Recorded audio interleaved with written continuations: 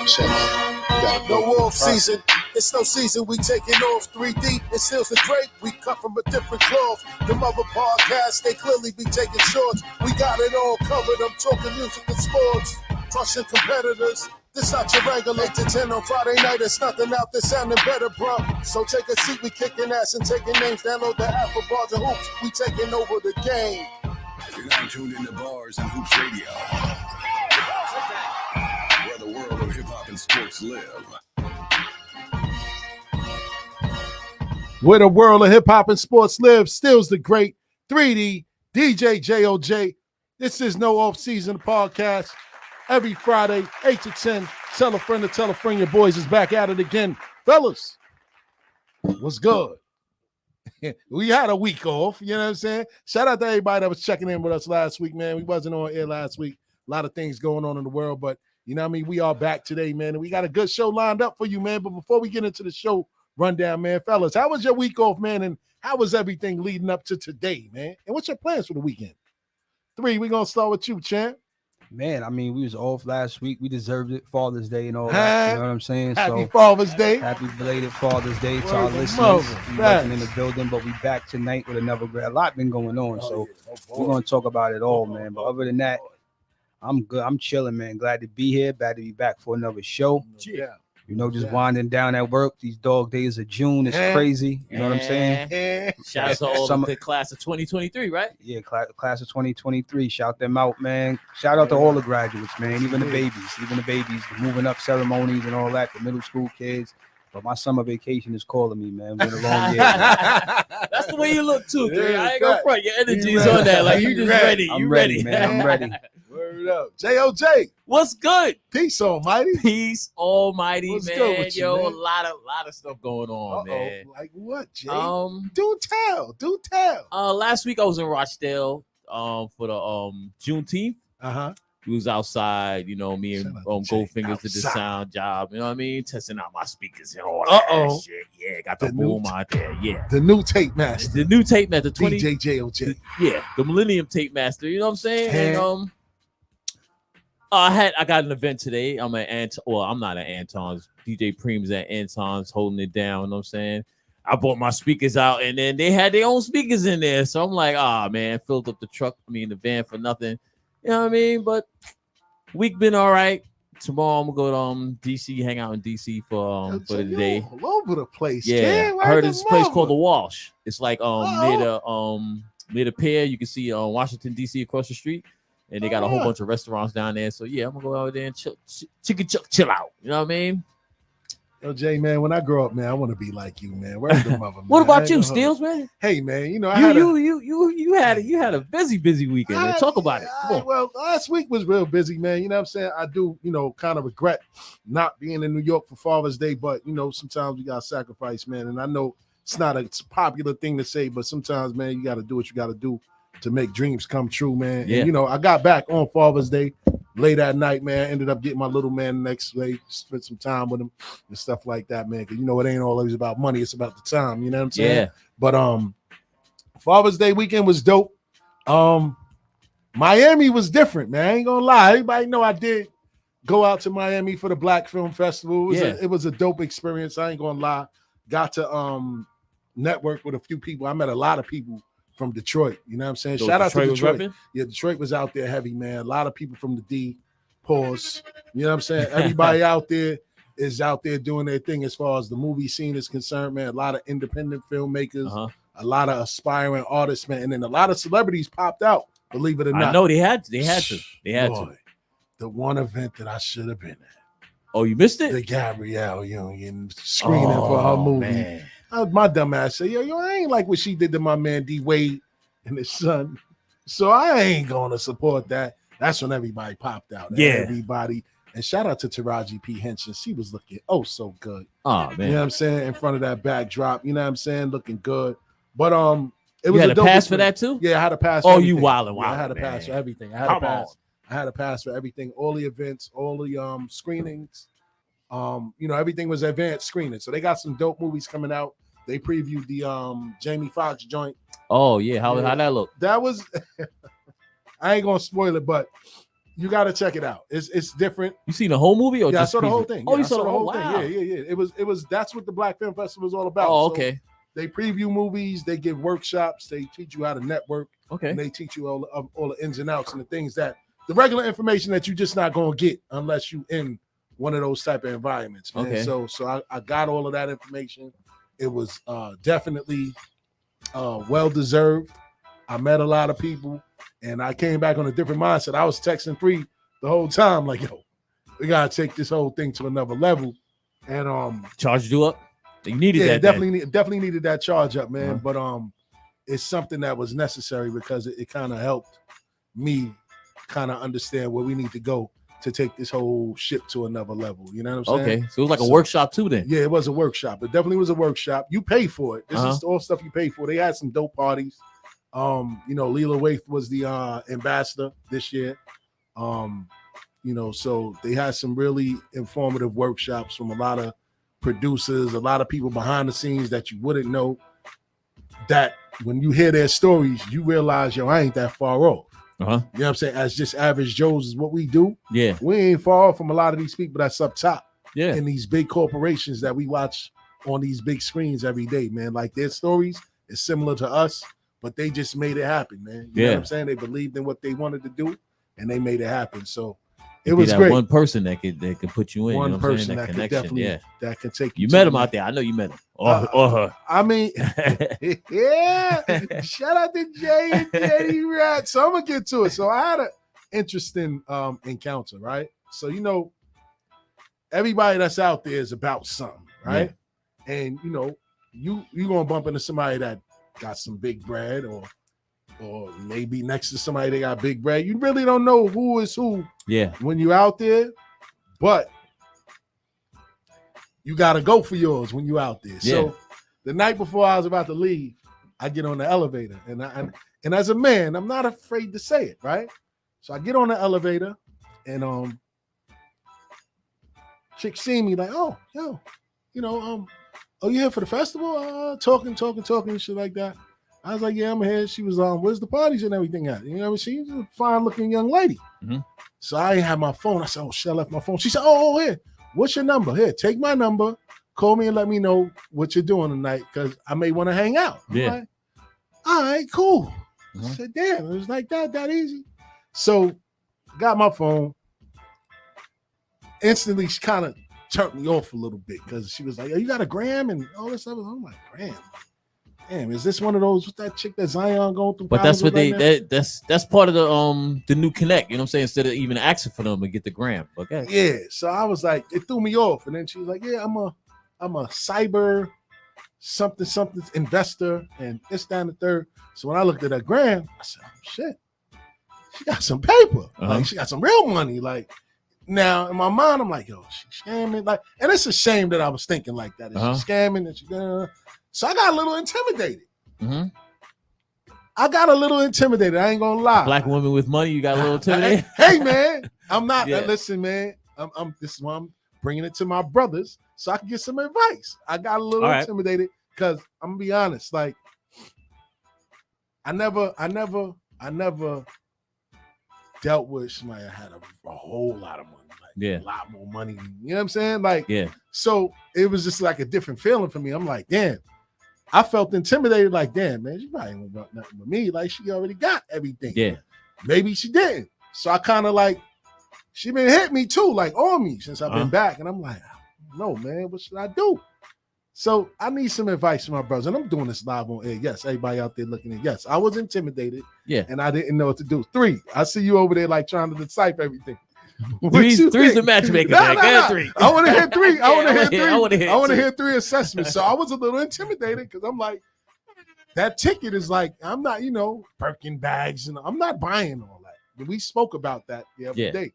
So I'm like, yo, that ain't my league. That ain't I'm not into doing that. I'm not buying that type of stuff. So I just kind of like fell back. Like, yo, let me just fall back in my lane and kind of analyze everything. But on the flip side, she could be the connect. Yeah, to take me to the next level.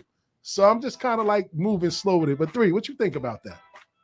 I mean, I don't know, man. This day and age, man. I mean, you could, like you said, you assuming that she got it by, how she represented herself, maybe how her social media looks. Like, you just never really know. You know what I'm saying? So anytime I see that, oh, I do this, I do Forex trading, or I do this and that, and I don't be falling for that shit, because I actually was in a situation where me and my people, we was close to somebody, and the way he was moving, the way we were moving when we were with him and everything, he was up, like, from everything, how his presence was, the pictures he had with the people he was with.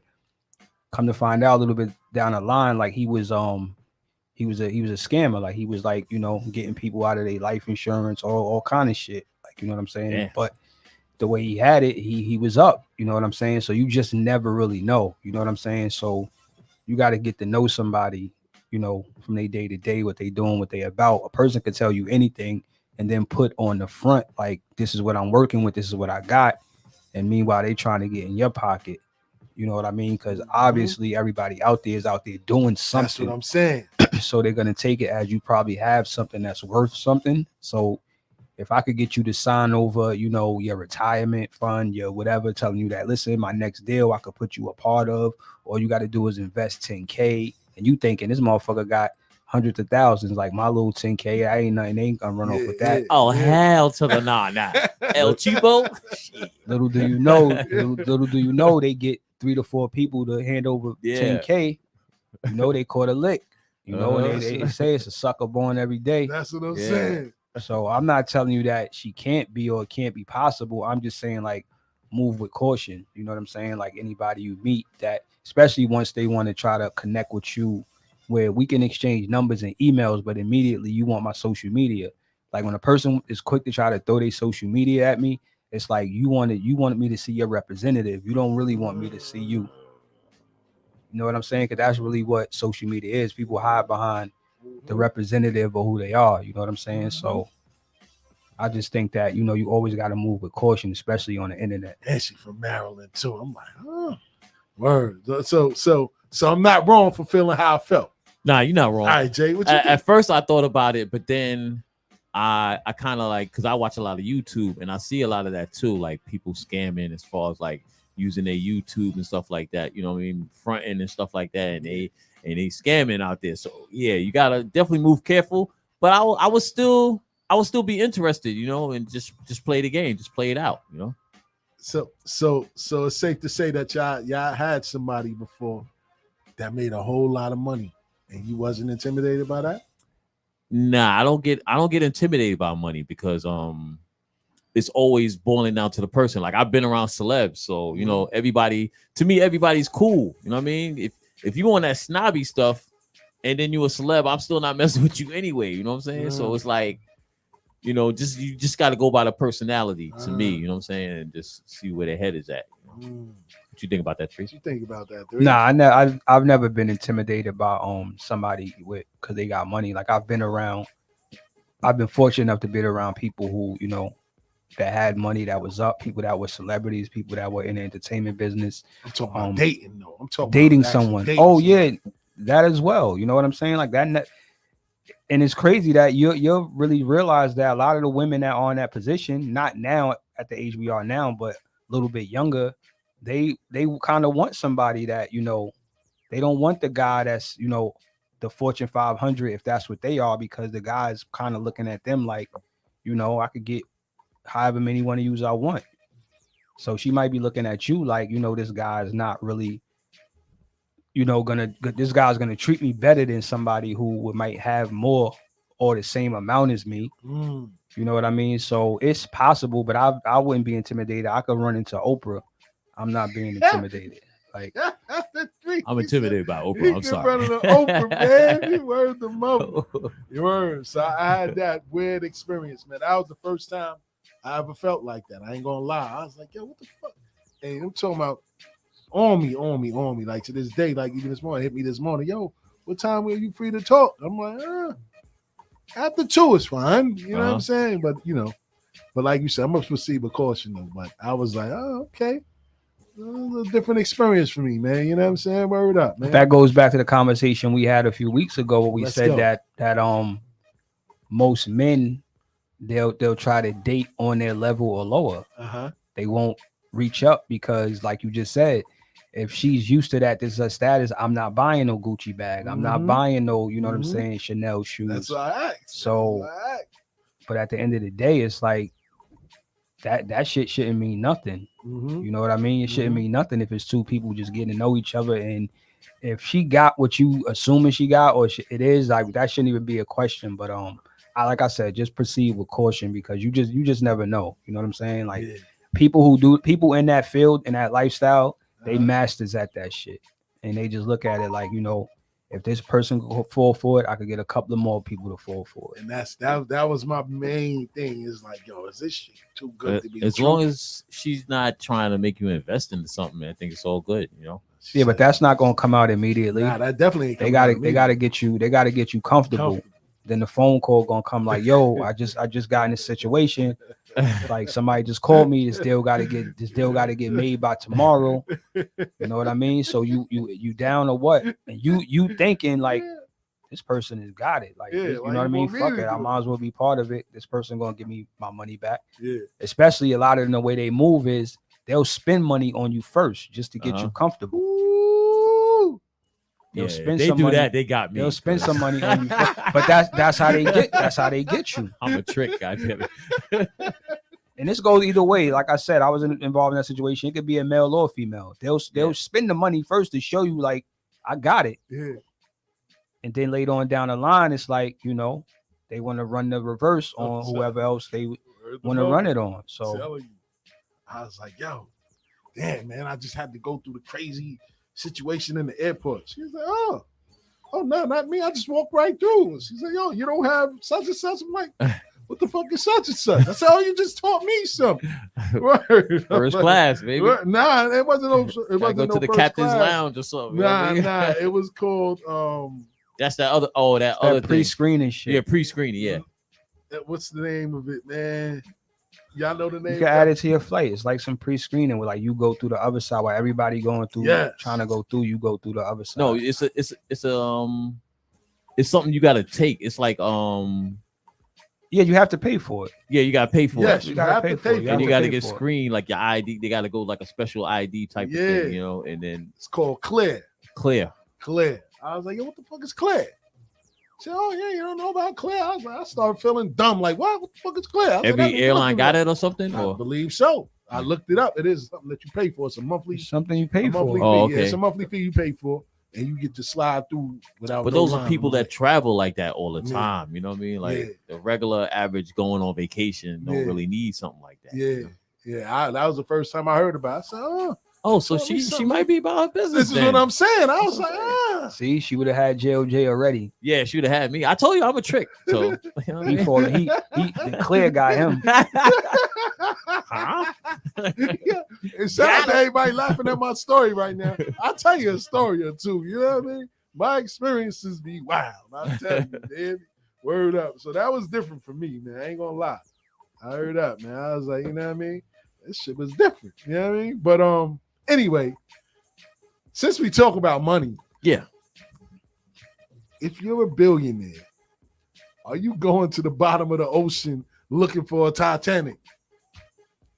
3, not to make light of the situation, but listen, man, God put us on earth for a reason. I mean, I already told you, I'm not even going to sleep on no boat. So, you know, I ain't going to look for shit in the ocean. Yo. At all. My condolences, but, you know, that's just something I'm not with. That's something I wouldn't entertain. That's something that you couldn't give me no amount of money to do. Like, I'm just not with that. They was controlling it with a game controller. You serious? A submarine, yes. They was controlling the submarine with a video game controller, my brother. A video game controller. They had a little screen, and it wasn't even nothing where they could stretch out and be comfortable. They was like all sitting tight next to each other, like on that couch. It was 2 of them, or just it was 4. But I don't even understand the mission. Like, what were you gonna really accomplish, or what were you trying to accomplish to even that's one of your bucket list want to things. partake in something like like that? I mean, it's a certain way you go. Like, you might as well just pay to go to Mars with next time they go. And they say that's not even guarantee you're gonna make it. Like, you might not even make it alive. Yeah. I'm going. I'm sorry, man. You I'm going? going. I'm going. You lying, man. I'm taking. Yeah. What? I'm taking my. Well, I can't take my drone underwater, but I'm taking my DJI. You know what I'm saying? I'm taking flicks. But they said they was supposed to be in something that was closed in. They wouldn't even be able to see outside of the thing anyway. Exactly. So I don't even understand the point. Oh, I don't Yo, understand that then. It was crazy, man. It was stupid, man. I don't understand the whole purpose behind them going down there like that. You know what I mean? They probably got set up anyway. And shout out to Tisha A lot, man. I'm glad that I'm entertaining you today, man. But that's just crazy to me. I just never understood it. And they say that was like really a distraction because they had like I forgot what country it was. It was a boat full of people, and they was trying to escape. The refugees were trying to escape the country, but the boat was so overcrowded, the boat ended up sinking. And mad people ended up, like 80 people ended up drowning. You know what I mean? But they talking about these billionaires. They always do that. That man. chose, huh? They always do that in the news. Throw something out at you, you know, and it'd be some bull crap, and then you know what I mean, something's going on, like they pass a law or something like that, or they start a war or something. You know, Yeah, it's crazy, man. Yeah. Crazy, man. I don't know. I you know, I'm not doing that. You know what I mean? I'm definitely not doing that, man. But we started off the show talking about Father's Day, right? And some drama in the world of fathers, man. Russell Simmons going through a 3. I know me and you was talking about it a little bit the other day, man. What's your thoughts on this whole Russell Simmons situation, man? I'm not too sure. No, I'm not too caught up with it though. So it started out with one of his daughters basically wishing the mother Happy Father's Day. You know, this shit always happen. They always take our shine on our day. Mother's Day was just the month before that. Yeah. Why the fathers can't live? You know what I'm saying? Just have Mother's Day. So they basically said Happy Father's Day to the mother. When Russell basically put them all in the position that they in. You know what I'm saying? Yeah. Without him, there'd be no them. You know, so they started digging and taking shots at him, talking about, you know, Kimura was talking about he was dealing with her when she was a little girl. You knew this all along. You know what I mean? And the girls now saying that the father don't do anything for him and this, that, and the third, when their whole life is based around his fortune. You know what I mean? So they basically was running his name through the mud, and he clapped back. And then it became a big thing. You know what I mean? Between them and him on social media. And it's just sad how it played out. 3, I know you saw a little bit about what was going on. What you think about that situation? I think it's always bad when personal family issues is, you know, gets played out on social media. You know what I mean? Like whatever problem she had with her dad, you know, that's a phone call. That's a text message. That's a, you know, the shot was Happy Father's Day to your mother. Like you shouldn't have said nothing. Like you was better off not saying anything. You know what I mean? So why even it was a shot. She threw a shot at her dad, and she showed images of him yelling and screaming via FaceTime. It was muted, so you didn't know what he was saying, but showing him irate. That happens in all families, you know, where people get upset, things are said. You know, I think not the fact that he just Russell Simmons, everybody can tell a story of that, you know, magnitude or been through that. That's a fact. I definitely don't respect that because he brought them into this world, man. It takes two, man. It ain't just the mothers that bring these kids into the world, you know what I'm saying? It's the fathers. And he set the platform for them to have what they have right now. And the part I didn't like was basically her trying to insinuate that he did allegedly rape all of these people that is accusing him of rape now. You know what I mean? Now, all of a sudden now, you want to be this women activist. You want to kind of distance yourself from him and all of that, but you still kept his last name. Yeah, you the same woman that laid down with him and had multiple kids with, but if you had an inkling thinking that he was a rapist, why did you stay with him and let him make you the face of Fat Farm and, you know, and all this other shit? Like, so for the money, you know what I mean? So it's almost like I always say, like, man, I don't think any woman should be raped or sodomized or do anything against her will. But if you come back years later and monetary gain is what you're seeking, then that's wrong, because you really don't want justice, or you didn't want, oh, I'm doing this because I don't want it to happen to somebody else. No, you speaking up now because you want money. Facts. You know what I mean? So if it's not about that, then you shouldn't. I'm not saying nothing should be said because I don't know. I'm not going to tell people how they should feel. From my perspective, I think that if something happens to you and you know somebody's an animal pedophile, you should speak about it and not come back years later for monetary purposes to try to sue this person civilly, but not have this person put in jail criminally because you know that this is what they're doing to people. Facts. Like if Russell did that, Russell deserves to be held to the extent of what the law. But if y'all don't say nothing and y'all wait years later because y'all want to sue him, then what good is that? That didn't help the next 2 or 3 people that it allegedly happened to. That's a fact. That's a fact. That's a fact.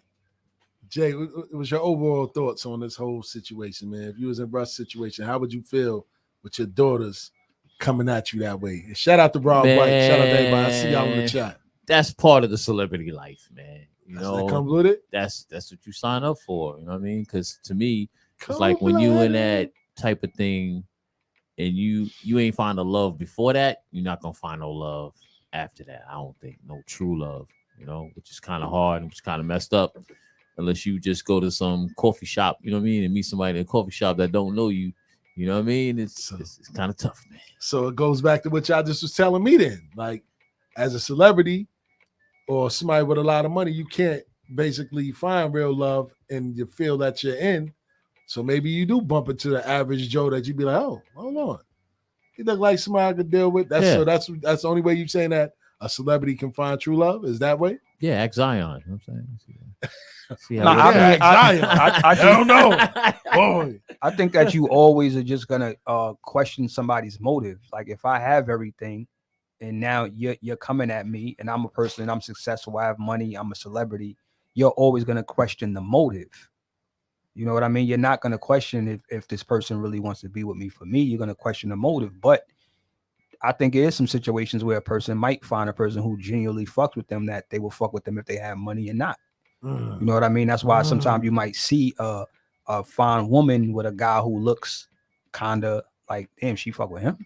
Like, what vice about, versa. What about those that, you know, once they go out, everybody knows them. So it's like, it's hard for them to no, be I agree. It's always going to be tough. And that's why I say you're always going to question the motive behind it. Because like, if I'm a man and I have everything, I can pretty much choose the woman I want most of the time I step out my door. That's a fact. You get what I'm saying? So you're always going to question the motive. Like, do she really fuck with me for me or she fuck with me for what I have? It's almost like what LeVar Ball said to his sons. Like, you're not going to find what I found in your mother. The only women y'all going to meet is women that is going to approach y'all because who you are, because you made it already. You're not going to meet a nice young lady in college because you didn't go to college. You're not, you know what I mean?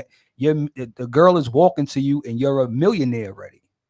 So you're going to question her motive. And he was 100% spot on. And some people, he got backlash for that comment, but he's schooling his sons to what's real. That's a fact. So Stills, I got a question for you. What's your motive, man? You know what I mean? You met the female. She's I mean, that's why, listen, man. That's why I was vulnerable. I said, let me ask my bros. Like, you know what I'm saying? Because I really, I ain't gonna lie. This is the first time I ever felt intimidated by a chick. Like, yo, shit. She like she got her shit. You were intimidated because you feel like she was up, or you was intimidated because you felt like she's an attractive young lady and she's coming at you versus you coming at her. That too.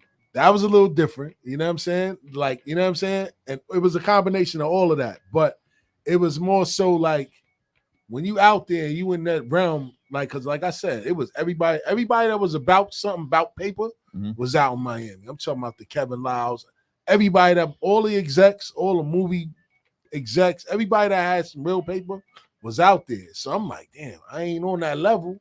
So I ain't know what she was. And I was staying at the Lowe's. So, you know, at the Lowe's, you gonna bump into somebody that's really, you know what I mean, on that type of time. I ain't no fuck them nigga. I ain't gonna tell you what I make. I make good money, but I don't make that money.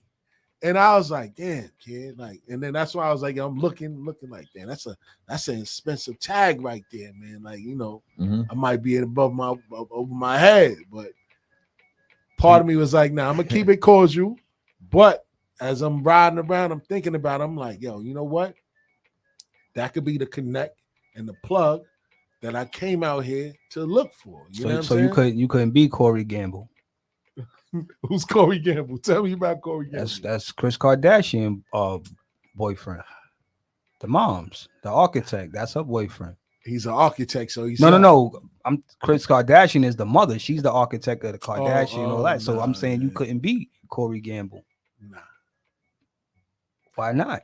I don't know, man, because I guess as a man, I just always feel like, yo, man, as a man, you're supposed to hold it down. Man, fuck I all guess that. so. I mean, Fuck all that. Fuck all that. What you talking about? Let's go. If you happen to meet a young lady, or if you happen to be with somebody and she happens to come into money or run into something, or her career takes off, or she blossoms up, or y'all meet each other and she meeting you while you still at the ground floor, but she sees something in you, how you running from that? How you running from that? I wouldn't run from that. That's a different scenario. That's a totally different scenario. Like a female, because she's up, you're intimidated, but she might see something in you and be like, yo, I want to build you up to my level. I'm not trying to, you know what I'm saying, be some sugar mama to you. Ooh, Three talking that talk He's today. talking that talk, baby. That's why I said, let me ask my guys. So, for me, like I said, it was a little different. I'm like, hold on. You all right, too. You know what I'm saying? Mm-hmm. But for real talk, though, I got over it. But I just felt weird. Like, man, all right, let me see where it goes. Because you was persistent. I'm talking about texting, hit me every day. And I'm like, yo, all right, let me see what you're about. But like once you talk about investment, I'm out of here. Like, ain't nothing else to talk about. You know what I mean? Yeah. So, and, I ain't going to front. I was a harbor shark that night. I was trying to get it back. Like, yo, where you at? Like, I'm leaving tomorrow. Like, I ain't trying to strike out. Batter up. Yeah. So, but it was a different experience for me. And I say, I'm going to share that with my listeners and my guys because I'm pretty vulnerable when I want to be. You know what I'm saying? Let me find out. Up, man. You know what I'm saying? I wanted to share that. But overall, man, I had a great weekend, man. It was different. And I learned a lot, man, especially in that ESPN joint. Like short films. I was telling him, he's like, oh, I'm already on that, bro. I'm trying to. I said, yeah, well, that's where it needs to go because there's a lot of people out here getting to it. The same shit that we come up here and talk about every Friday and be passionate about, they just took it to a different level with visual, man. And I think that we can do that same thing without the parent company. That's another thing I learned, that being independent ain't so bad either. Yeah. You know what I mean? Yeah. It ain't never bad, but as long as you got the right pieces around you to bring things like visually, you don't need no independent overhead. is cool because once you go commercial, you might lose some of your creative control. Because they might not want you. That's some of the things I know, especially because that'll mess you up too. You know what I'm saying? I know you want most of the control of your creativity. And that's what they was talking about. So all the black execs from these big media outlets, that was the biggest thing I took from all of them. Like homeboy broke down in tears. Like, yo, wow. Sometimes they want to tell certain stories, but they can't. And I was like, those same stories you talking about you can't sell, we can tell those stories.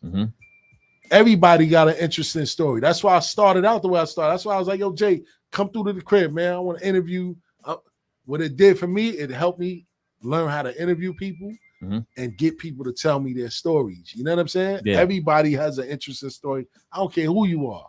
You know what I mean? Sometimes your life may be better than these celebrities that you think, you know what I'm saying, is really doing. Them niggas be miserable inside. Hell yeah. Your story may trump theirs. You know what I mean? So everybody got an interesting story, man. That's what I took from that whole trip, man. You know what I'm saying?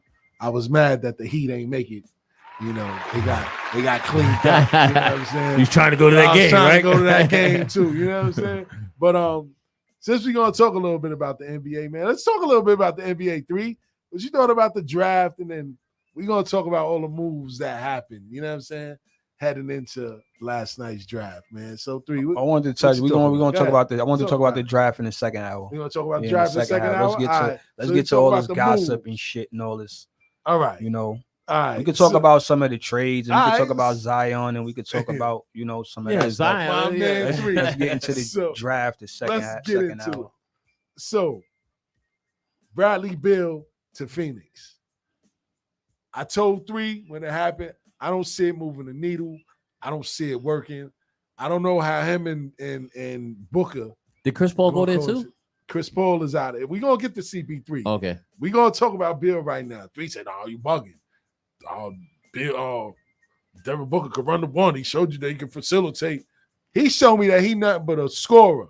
Nah, he was getting 9-10 assists. And not just by a product of him dominating the rock. Like, he was making the right reads. Like, he can facilitate. You know what I'm saying? It's almost like he did it in Kentucky. And the thing is, a lot of these guys, you could be a score. Like, it's not too many pure point guards in the league anyway. Most of the guards are really two guards or combos. Steph Curry, Damian Lillard, Jamal Murray. These guys are not traditional point guards. You know what I'm saying? So they have to just be able to make plays for other people as well as still be dominant in their scoring role.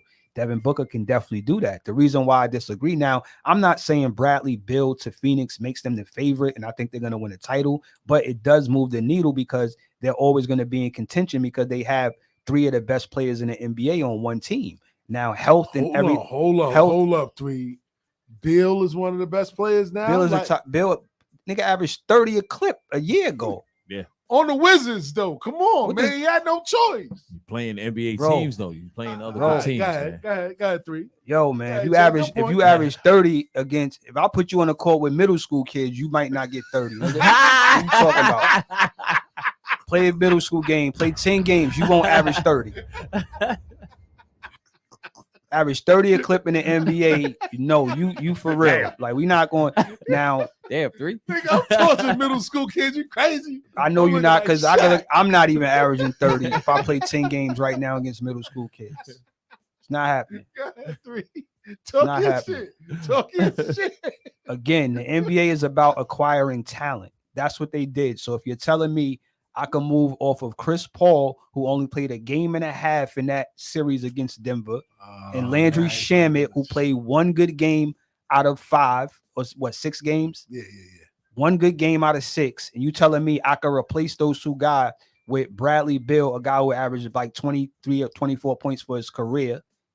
But the elephant in the room, like everybody always want to say, he stays hurt as well. He gets injured a lot. He misses a lot of time too. He does. Devin Booker has been injured frequently as well of late too. Yeah. Kevin Durant, injury as well. All day. LeBron James is starting to break down injury-wise. Anthony Davis breaks down injury-wise. Yes. We're not going to act like Steph Curry hasn't had injuries and Klay Thompson has had injuries. Like, that's a part of the game. Part of the game.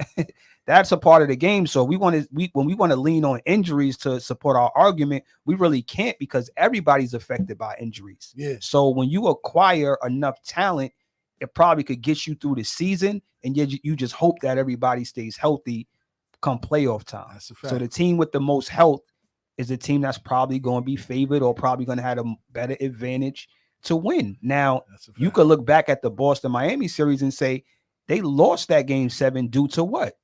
An injury. Yes. The first play of the game, Jason Tatum rolled his ankle. Now, granted, nobody wants to hear that shit. Yeah. But if we being realistic, I think if he doesn't roll his ankle, they don't win that game in Boston. That's a fact. I think Boston is in the finals if that doesn't happen. Nah, that's a fact. It happens. You get what I'm saying? So we'll speak more about that. But the reason why I said it does move the needle is because they're acquiring a guy who averages, I think, about 23 or 24 points for his career. Fact. So once you put that much offensive firepower on the floor, you're going to be formidable every night. And now it's all about filling out the rest of the team and seeing what kind of system Frank Vogel's going to put in. So I don't think it made them worse, but I don't think it puts them to the front of the line either. Yeah, it doesn't.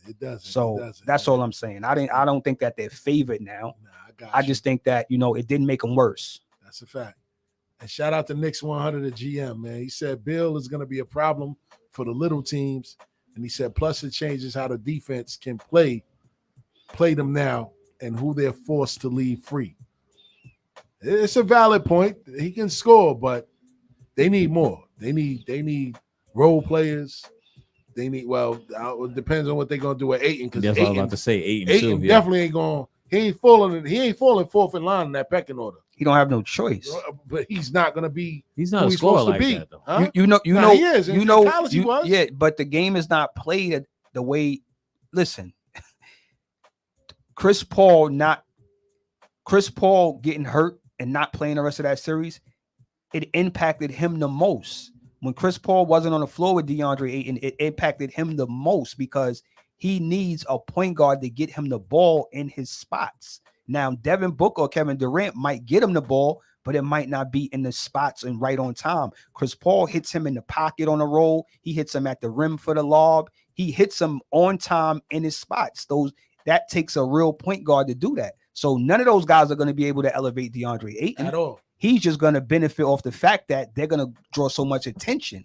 So if Devin Booker's breaking his man down, Kevin Durant's breaking his man down, Bradley Beal's breaking his man down, DeAndre Ayton man now has to help. So he could clean up glass work. They could drop it off. So they're going to help him in that way. They're not going to help him get easier looks because they're not traditional point guards at all. That's why you seen once Chris Paul was out the lineup, DeAndre Ayton was going from 16, 17 points to 11, 12. He wasn't getting no easy ones. Yeah, he wasn't. And that's where it's going to be a problem for them. To be honest, nobody in the West is beating Denver. I'm sorry. I disagree with that. Who in the West? Who? The reason now, well, it's not finished yet. The reason, listen, man, I give Denver all the credit in the world. They have a top 5 player on their team. They have high-level utility guys. They've been together for a few years now. But I think if everybody healthy and formidable, they can be beat. It's not like they're head and shoulders above everybody. They only lost 2 games this post. And they played 3 playing teams. Come on, man. The Lakers, we all know if the Lakers was healthy, they not a playing team. The Lakers weren't healthy. That's what I'm saying. I think if everybody's healthy, they get a better shot. If Golden State was healthy, they get a better shot. Boston is healthy, they get a better shot. Phoenix is healthy, they might lose that series. Well, I mean, we could look at it either way. Phoenix was going to win that game too. They was winning the game on that play when Chris Paul went out. They was up 9 points. Yeah. Chris Paul goes out, finito. Yeah. Finito. And then Ayton goes out. They definitely not, and they still took 2 games off them. Nobody else took more than a game off them. Uh-huh. And Phoenix was able to take 2 games off them, minus their starting point guard and starting center. Yeah. No, that's a fact. That's a fact. They lost 4 games in the postseason. Wow. 4. Damn. They swept the Lakers, lost 2 to They lost 2 to Miami, and they lost 2 to Phoenix. No other problems. You know what I'm saying? Now, small problems, right? Now, CP3 to Golden State. This, to me, I mean, I get it. CP3 is a veteran, but make it make sense to me. Like, how is it really going to put them on a championship level? I don't see them getting to a championship level just because CP3 is there, and he's also injury prone as well. As well as everybody else. Everybody say this person's injury prone. The reason why Chris Paul's injuries stand out and it wants to be the headline or the narrative because he always gets hurt at the wrong time. Steph Curry goes through injuries. All these other guys have injuries. They just don't have them at the wrong time. He always gets hurt at the wrong time. That's telling me he's showing you that he can't go wire to wire. No. But he's never been in a position on a team where he didn't have to. Every team he's been on, he's been the maestro that had to get everybody in their spots, get everybody the ball, run the show, open and close. So now he's in a situation where he doesn't have to do that. He can play 22 to 25 minutes a night and be ready and only play 50-something games and be ready for the playoffs. I know why Golden State did this. Golden State did this because they didn't want Jordan Poole anymore. They got rid of that money. Jordan Poole has $120 million contract they got rid of that money. Kicks in next year. Yeah, they got rid of the money. So they got rid of him, right? Now you add Chris Paul, who is what? Who's going to play smarter, who's not going to take crazy shots when Steph is not on the floor. Chris Paul is going to be able to stabilize them for the minutes that Curry's off the floor, which showed us that every time you took Curry out the game in the playoffs, they couldn't sustain nothing. Against the Lakers, they didn't. They almost lost to Sacramento because of that. And the Lakers kind of exposed it. Yeah. And Jordan Poole and Dante DiVincenzo was terrible that series. Yeah. They both shot under 30% from the field, and they averaged about 7-8 points apiece. That's a fact. If you insert Chris Paul in the Warriors with his numbers that he had last season, he would lead the team in assists and he would lead the team in steals. and he would be top 2 or 3 in he would be first in assist to turnover ratio. So you're bringing in a guard who's not going to turn the ball over, who's going to be steady, and that's what Steve Kerr and those guys want. They don't want young guys, but Chris is going to help the young guys. He's going to help Kuminga and Moody and those athletes because he's a traditional point guard. Yeah. Now, I get why everybody's like, no, that don't make sense. Why they doing it? Because they just looking at the name, Chris Paul, Steph Curry, Golden State. They did it for 2 reasons. They did it because now you acquire a veteran who's ready to win now, who's hungry to win, who's going to do whatever he needs to. And they got rid of that money. And in hindsight, you keep Chris Paul from going to the Lakers or the Clippers to make them better. Facts. So Golden State was smart by making that move. It's a whole fact. Where did Poole go? Washington. Yeah, he's in Washington. Yeah. So now look, if you Bill. this is what would have happened had they not ate Chris Paul's contract and traded for him. Whatever team he got traded to would have bought him out or would have waived and stretched him. That's a fact. Now you know what that does? Chris Paul can walk to any team he wants to for the vet minimum, take his money, and still go walk to the team of his choice. That's a fact. So I could go walk to the Lakers. I could go walk to the Clippers. I could have a conversation with Denver about coming in here being a backup. That's a fact. I could go to Milwaukee or Philly. Like it was certain things where it's like, if somebody don't eat this money, and I'm sure the owners and the players were saying that if somebody don't take his contract, he's going to walk to a contender that can use his services for nothing. That's a whole fact. So now you just made another team better because you didn't want to eat the money. So Golden State was smart because they said, you know what? We could get rid of Poole. We only got Chris contract for 1 year. Plus he can probably help us. Yeah, he getting like 40-something million this year. Next year, this coming season. Who that on? Chris Paul? Or it's 30. Something like CP? that. It was something, yeah, it was something CP gets ridiculous. 30 this year. 30, yeah. It was 30 million, yeah. It's 30.1. Mm-hmm. But they had to get rid of Jordan Poole too, though. It was like a must. But everybody thought that they would be able to get more for him when that wasn't true. Nah, not the way he played this year. Like he sucked in the playoffs. Like when they needed him. You want to know why? Because Ice Spice got to him. Came out here, blew a whole bag on her, and went downhill after that. You know what I'm saying? For real, man. This niggas is crazy. Sucker for love ass. Word up, man. Love ass niggas say what? Rest in peace to my man Daryl Devine, man. Word up, man. For real. Dame Lillard, man. What's his future in Portland, man? I don't understand. Well, I understand what they did, huh? Knicks? Nah, the Knicks don't need Dame Lillard right now. Like, I mean, the backcourt is already small with Brunson. I don't think adding Dame Lillard to the mix is going to help. They need a big man that can score on the inside consistently. But Three, what you think, man? What's up with Dame Lillard, man? What in Portland? They got Scoop. My opinion, Scoop. Yeah. I don't think Dame Lillard. I don't think he's cut from the fabric of y'all gonna run me out of town because y'all want me to win a title. I go out here every night. I bust my ass. I win my matchup on most nights. I compete. I don't miss games. I don't low manage. Facts. I think Dame is about his money, his family, and his lifestyle. So if he's comfortable in Portland and he planted roots there, and that's where he wants to get his money and compete as an NBA player, I don't see him axing out. The only way, and I said this a few years ago, the only way I see Dame leaving is if the organization comes to him and say that we're going to look to trade you. Where would you like to go? We think it's time, because they need to get something in return while he still has value. He said no to Boston. He's not going to Boston. No to Knicks. He said yes to Brooklyn. I don't understand these dudes' infatuation with Brooklyn.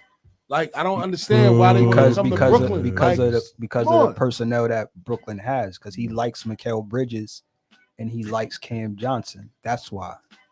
So now, if the Knicks had some attractive, that's what you need to understand as a Knicks fan. If y'all start getting some guys in here that motherfuckers want to play with, maybe you'll get somebody.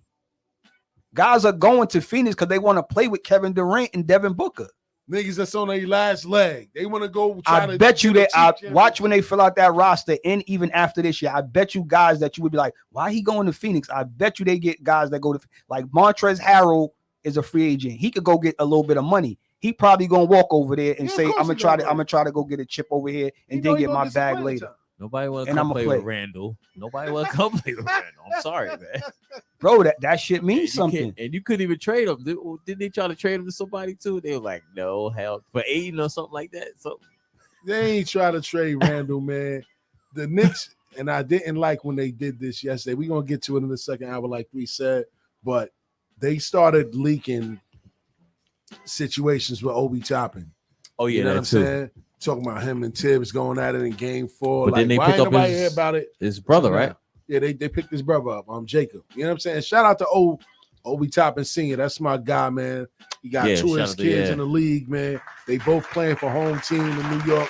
Even though O ain't really happy right now with the way that things is going as far as playing time, and he deserves to feel that way because he does need to get playing time because he's in a contract year where he wants the bag. It'll work itself out. It needs to work itself out. He's a kid with tremendous upside. The talent is there. I think he's shown enough with that in the right system that he can be a different player. Like he just needs to be in a better set. It's almost like when Kyle Kuzma left the Lakers, we saw what how he blossomed. Brandon Ingram, we seen guys once they got a different location and the talent was there and the upside was there. I think Obi's in that same situation. You know what I mean? He's one of those guys that, if you put him with a pure point guard or a guy who's really, he's going to make him look way better than he is. You know what I'm saying? So, because he's going to get hit. Like, it's hard when you're an athlete and you're not getting no easy ones.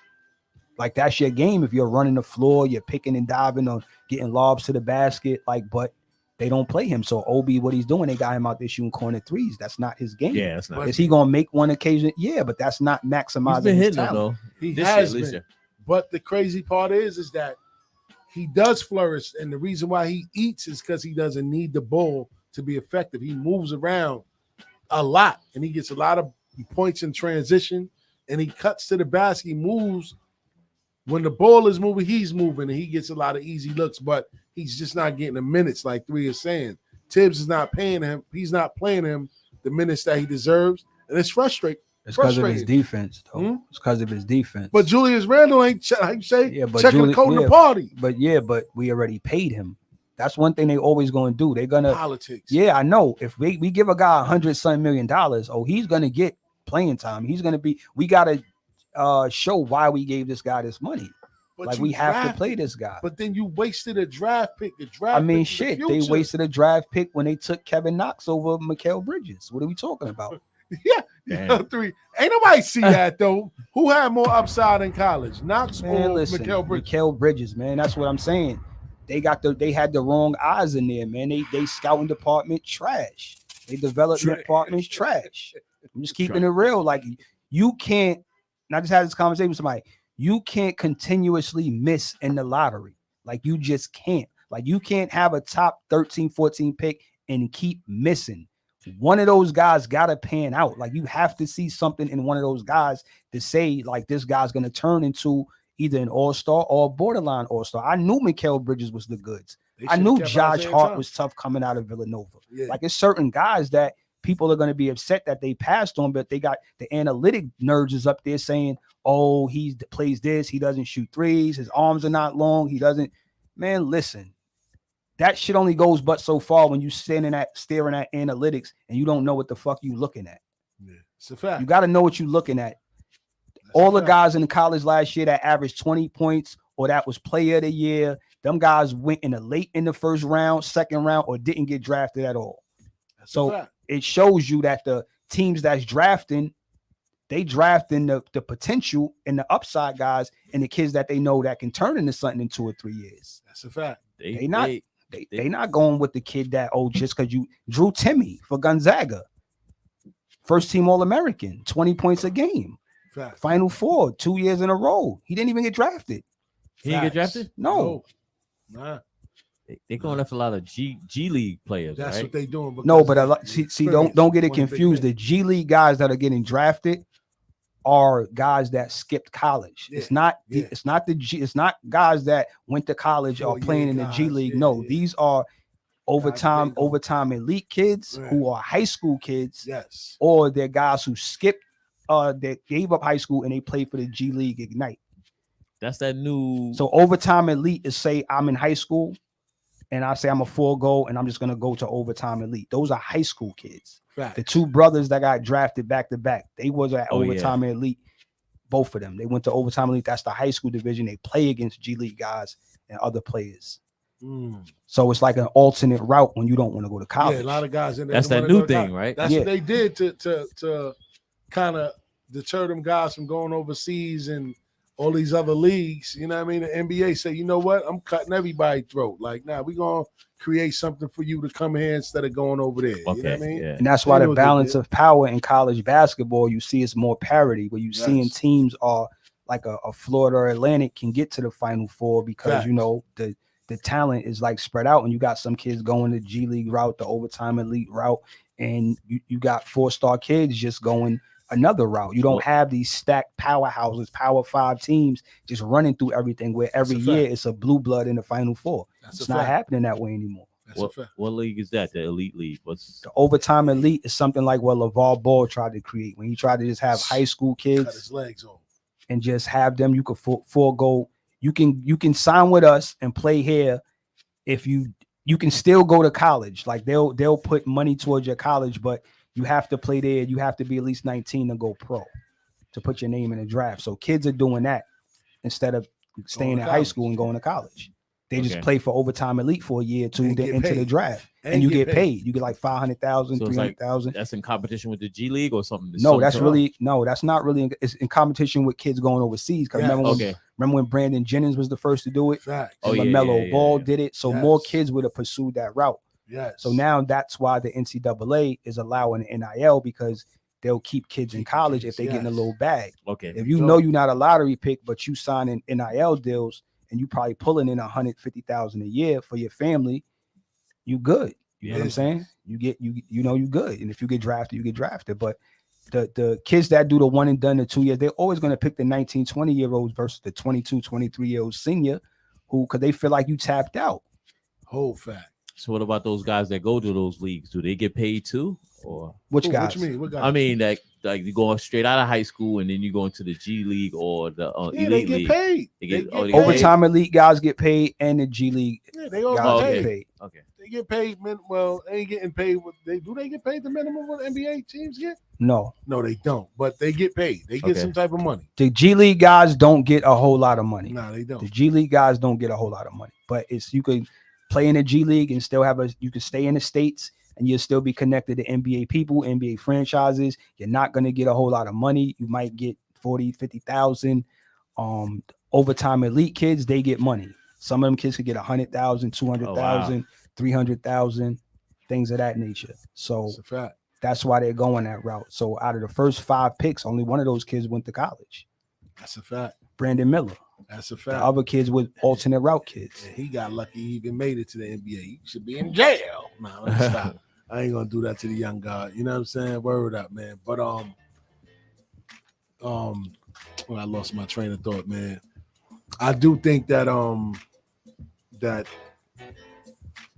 we was talking about think Dame max out? Yeah, I think that he's gonna eventually ask out because Scoop is there now. I mean, they're gonna play him, and I don't know if he really respected Chauncey Billups that much because Chauncey was like, I'm not begging nobody to stay here. He came into Portland with that attitude. I'm not begging him. I mean, that's not his job. So exactly. I mean, I kind of feel him on that. And my thing is, like, if you've been watching long enough, like, I'm a Dame guy. Like, I already could tell what type of time Dame on. I don't think Dame is going to fall for the pressure of the outside media saying, yo, he got to play for a championship. He got to win a championship. He got because he's not, to me, like to the outside world, because they like to run with narratives and they probably ain't been around the game as long as I have. That doesn't define you as a player to me. Doesn't. You know what I'm saying? Like, do you need to have, should you get it if you're a great player? Yes. But every great player is not going to win a championship. It's just not realistic. And I'm a piggyback on you, right? So what you just said is true, but I also think that he doesn't want to deal with the pressures of the failure that comes with it if he does make that move. Because right now nobody's putting him in that light because everybody respects the fact that he's trying to stick the way he is. Once he goes to another franchise now, especially somewhere like New York, the expectations is like a bunch of bricks on your back. But I don't think now everybody wants to see you do it. But I don't think he's gonna feel that pressure because he's never been the one to say like, yo, it wasn't a situation like with KG was like, yo, y'all not putting enough around me to win. Dame is not doing that. Dame is not saying like, get me out of here, get me out of here. Nah, 3, you wrong. But he is saying that he said it before the draft. He need to get. But he's not saying get me out of here. I mean, he's not saying it that way. He's saying that we need to get some vets in here. Yo, but at the end of the day, it's the same thing with KG. Nobody's coming to Minnesota, bro. Like the best team they put around you is when you had Sam Cassell and Sprewell. Y'all went to a conference final, y'all lost, and that was it. So you really didn't want to leave because you were the king of Minnesota. Facts. You had planted your roots there. You felt like you was gonna get ownership one day if you stay there. It's certain reasons why guys move the way they move. I think Dame is the same way. I think, and from what somebody that lives in Portland, a friend of mine that I knows, he say that's how Dame moves around. Like it's really his city. Yo, like he got family that moved there and everything. Yo, Portland is different. Like even for like us, right? Say if we just pack up and say like we going out west and go to Portland, yo, chances are we'll blow out there before out here because they embrace everybody out there. Music, a lot of guys out there on the music scene is getting busy. What? Portland is different. That's out Midwest there. Or yes, it's west. It's west. It's west. Yeah, it's west. Definitely west. But they show a lot of people love out there. You know what I mean? That's why he's comfortable. Like we were saying, he's the king out there. Why would I leave when I'm the king of this town right now? And I'm getting fucking 40. I'm getting 50 million per. Getting 50 million per season. Yeah. And y'all talking about a fucking ring? Yeah. I'm still out here making all-star teams and all NBA teams and averaging 30 and making first team, second team all NBA, hitting all my marks in my contract. Y'all talking about a fucking ring? This is why his music career is thriving out there. Yeah, that's true. You understand? Yeah. Most people ain't just giving the average basketball player no burn like that, unless you Shaq, like you just larger than life. They gave him burn out there. You see, I even did the verses in here. I think I won that verses. Dave East versus Dame Willard. I won that one. I had Dame, but people in Portland support his music, man. You know what I'm saying? For real, man. We already in the second hour, man. Shoot, man. We might have to go into a DJ JOJ mini mix. Jay, what's up, man? What you got over there for us, man? You got something over music, there for us? Man. You got music? You gonna warm you up for this weekend? Let's do it. Don't forget the number to call in is 516-206-0711. No off season on Bars and Hoops Radio. Check in with us.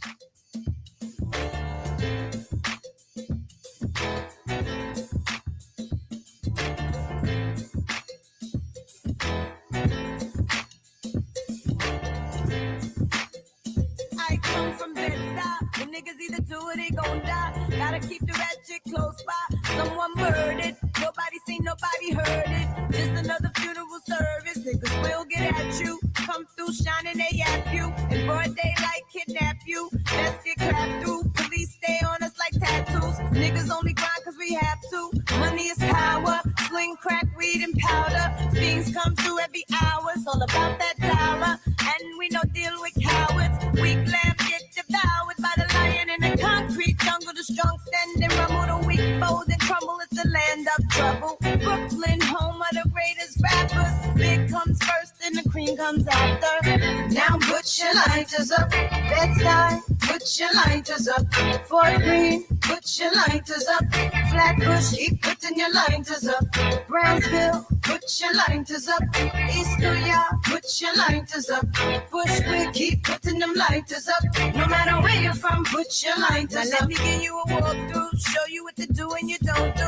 Where it's not safe to go to, the boys approach you. Better stay quick or you close to. Don't come through if niggas don't know you. Cause people is talking, the streets is watching, the G's is lurking. That's the nine in the garbage. The life of a hustler, the life of a gambler. Dice games kill more niggas than cancer. You know you fuck with. Brooklyn don't run, we run shit.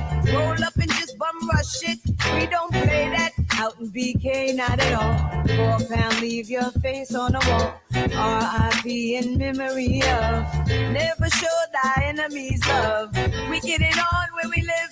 Better have a pass when you cross that bridge. Welcome to Brooklyn. Put your lighters up. Brown eyes, put your lighters up. Red up, put your lighters up. The I keep putting your lighters up. I cannot please put your lighters up. Come on now, put your lighters up. I want to burn and stuff with my I rock all with my bass up cause it's a must. It's the lady of rage still kicking up dust. So let me loosen up my bra strap. And let me boost it with my raw rap. Cause I'ma break it down to the nitty gritty one time. When it comes to the lyrics, I get busy with mine. Busy as a beaver, you best believe her. This grand diva's running shit with the speed of a cheetah. Me the lyrical murderer. I'm serving them like 2 scoops of chocolate. Check out how I rock it. I'm the one that's throwing bolos. You better roll to find out I'm the #1 solo. The capital R-A. Now kick it to the G-E. I bring the things to light, but you still can't see me. I flow like the monthly, you can't cramp my style. For those that tried to punk me, here's a pamphlet child. No need to say mo, check the flow. Rage in the back, one smoke, so now you know I rock rough and stuff with my Afro puffs. I rock rough and stuff with my Afro puffs. Now I'm hitting. Born in the ghetto, it's hard to survive. Some have achieved and many brothers try. But I realize which life to choose. I wanna make money, so I gotta pay dues. But there's no rules, and you only have one chance. If you fuck up, kid, you face the circumstance. At night, I used to scream and shout. Living in the ghetto, trying to get the hell out. So I would try as I watch my friends die. But all I could do is sit back and cry. These are feelings I'm expressing through my rhymes. I've been through hard times, so many problems on my mind. I wasn't living rich, and I also wasn't poor. I try to appreciate, but I deserve more. Yeah, Superman, superstar, give me super fat dough, like Pablo Escobar.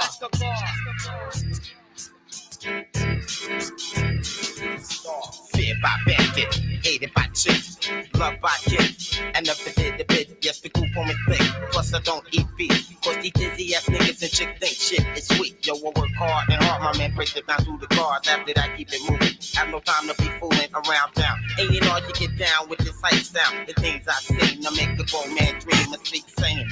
Go by yourself, be by yourself, let my lips vibrate and shake the earth. I travel ghetto to ghetto, back streets to street. Take around all crime with this ill mastermind. Mom through the street to tell me with these tears in my eyes. Now I'm out on my own, surviving with the time like an African tribe. Little that will blow your mind, check it out like this. And then like that, superstar.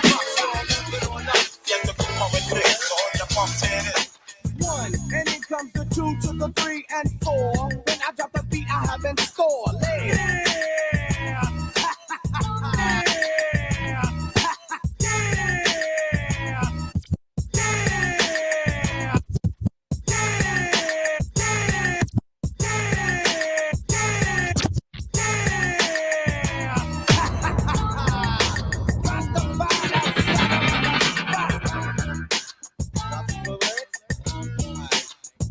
And then comes the 2 to the 3 and 4. Then I drop the beat I have in store. Lay the lyrics on the top like a rod, make it sound smooth and later make a dub. An MCA well, so that you can tell I am not illiterate, no, not even a little bit. Nothing like an idiot. Get it? You want the record? Cool, I'm with it. Let the rhythm take you, shake it cause it makes you. As I turn the knob to the door, you escape through. Going like a gnat, don't be a pup. And I let it play cause dress ain't funky enough. Rasta.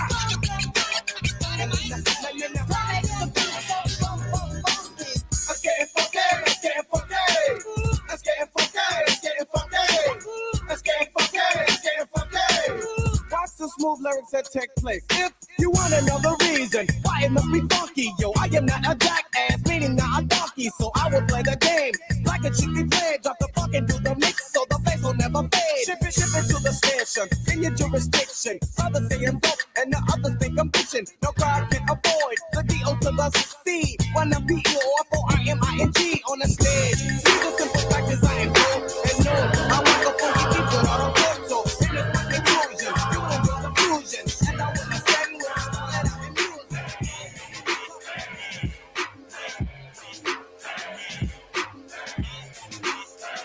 You're now tuned into Bars and Hoops Radio. It's your east side partner, Big Snoopy Dio. Turf like D-Lo, catch me on your TiVo. Yeah. Long Beach with me, the city in the turf chump. Get turf stumped, fucking with the turf pump. I'm geeked up, I'm on my tempo. Turn it up, bitch. What you here for? I'm going all in. That's what I do. My little niggas jerking. What's up with you?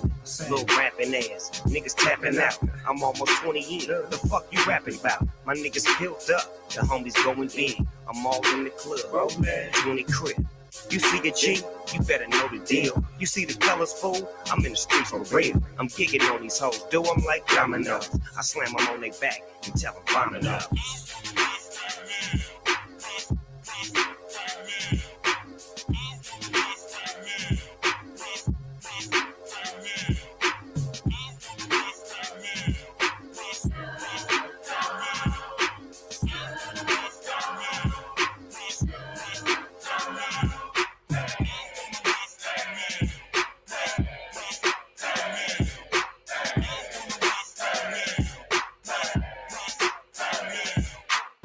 I see them coming, huh? That's what I heard them say. The 38, the same colors, the Chevrolet. 501 zone, gangsters looking good. I'm in the club, home, chucking up the hood. We the West, boy, yeah, you see the shirt. Smoking on that coke, fucking with that perp. I gotta get her, man, baby hella thick. She said her name was Seven, call me Michael Vick. Cause I'm a dog, ho, give them the dick and dash. Fuck what you call, ho, if I ain't hit the ass. I'm Snoopy Ego Dub, I get it poppin' good. And when I'm in the building, they get to poppin' up. They get to spending cash, screaming T.I.U. Now gon' turn it up, lil' mama look at you. I'm gigging on these hoes, do them like dominoes, and slam them on their back. Still doing that shit, Andre? Oh, for sure. Yeah. Check me out.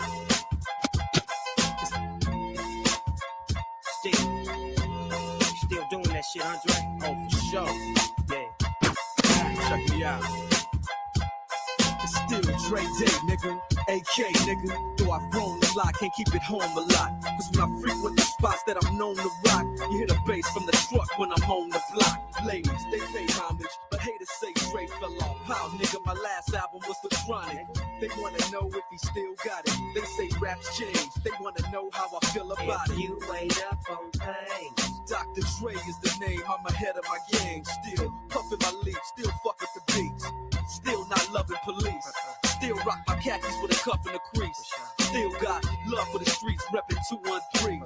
Still the beats bang, still doing my thing. Since I left, ain't too much change. Still, I'm representing for the gangsters all across the world. Still, hitting them corners and them lolos, girl. Still, taking my time to perfect the beat. And I still got love for the streets. It's the D.R.E. I'm representing for the gangsters all across the world. Still, hitting them corners and them lolos, girl. Still, taking my time to perfect the beat. And I still got love for the streets. It's the D.R.E. Since the last time you heard from me, I lost some friends. Well, hell, me and Snoop, we dipping again. Kept my ear to the streets. Signed Eminem. He's triple platinum, doing 50 a week. Still, I stay close to the heat. And even when I was close to defeat, I rose to my feet. My life's like a soundtrack, I wrote to the beat. Street rap like Cali weed, I smoke till I sleep. Wake up in the AM, compose a beat. I bring the fire till you're soaking in your seat. It's not a fluke, it's been tried, I'm the truth. Since turn out the lights from the world-class wrecking crew, I'm still at it, after mathematics. In the home of drive-bys and acmatics, swap meets, sticky green and bad traffic. I dip through, then I get through the D.R.E. Representing for the gangsters all across the world. Still, hitting them corners and them lolos, girl. Still, taking my time to perfect the beat.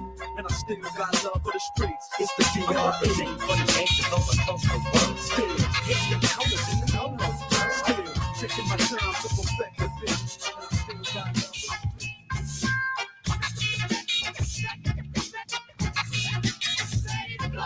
You're now tuned into Bars and Hoops Radio, where the world of hip-hop and sports live. You can just max. It really doesn't matter. Just stay the hell back.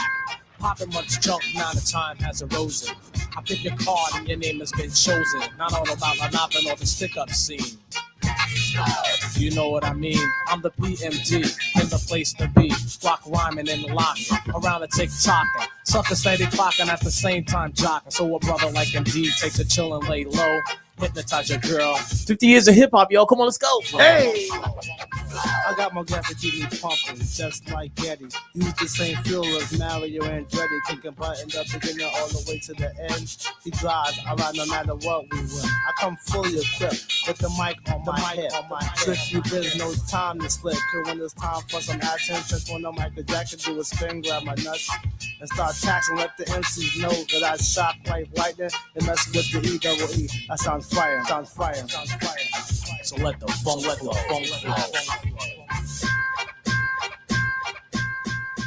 Shout out to DJ JOJ for that mini mix. It took me back, baby. It made me want to listen to Nasty Nasta Esco to Escobar. Nah, let me stop, man. Everybody hated Esco for that song. But, you know what I mean? Like Jay said, 50 years of hip-hop, man. I do want to go to one of them shows, though. I ain't going to lie, man.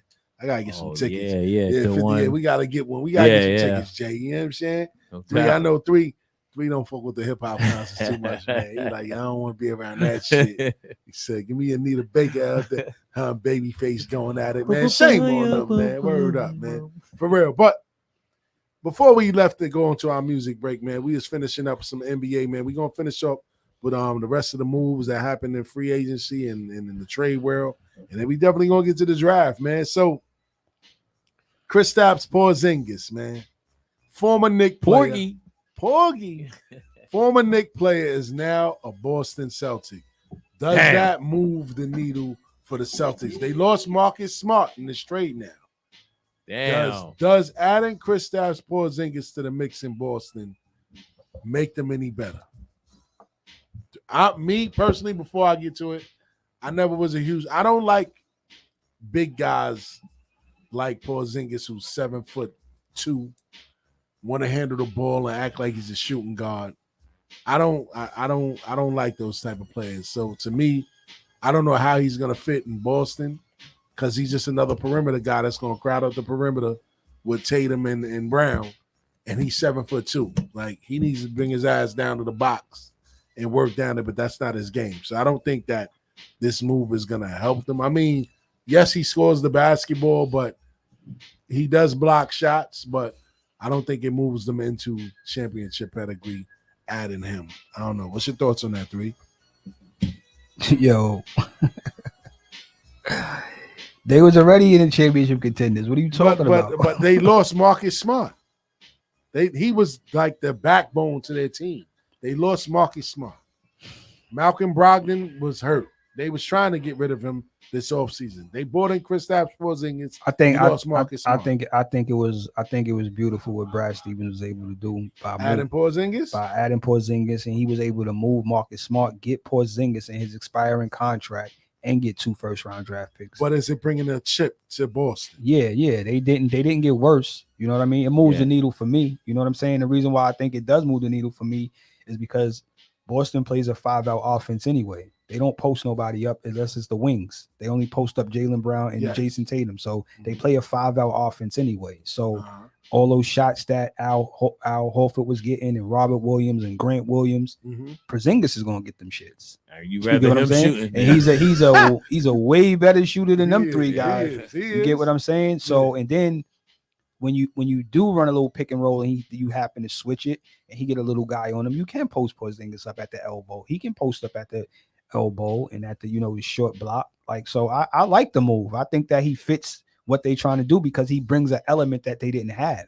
You get what I'm saying? And he blocks an occasional shot from from time to time. He's not really a shot blocker, but he does block shots from time to time. So 7'2", and at the end of the day, you can't teach 7 feet.